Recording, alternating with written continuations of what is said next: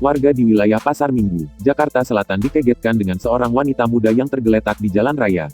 Wanita tersebut tergeletak di jalan raya sembari meronta dan merancau. Kejadian tersebut menyita perhatian pengendara dan warga sekitar Jalan Pasar Minggu Raya Kamis tanggal 14 Mei tahun 2020.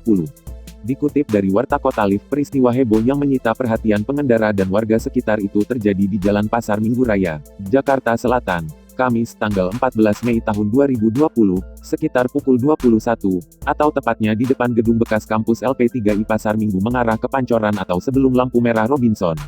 Dengan pakaian atasan tank top putih dan bawahan rok abu-abu tua, wanita yang tak diketahui namanya ini terus meracau sambil sesekali menggulingkan tubuhnya dan terus meronta.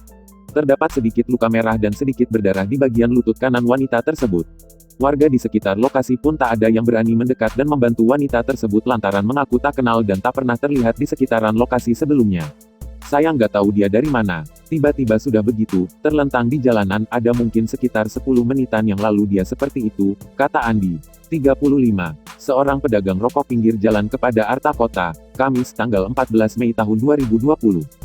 Setelah hampir 18 menit berada di jalan, seorang pria yang merupakan pedagang pasar mencoba memberanikan diri menghampiri untuk memindahkan wanita tersebut ke pinggir jalan. Tak lama setelah dipindahkan, wanita itu kemudian mencoba bangun dan kembali jalan menuju ke tengah jalan.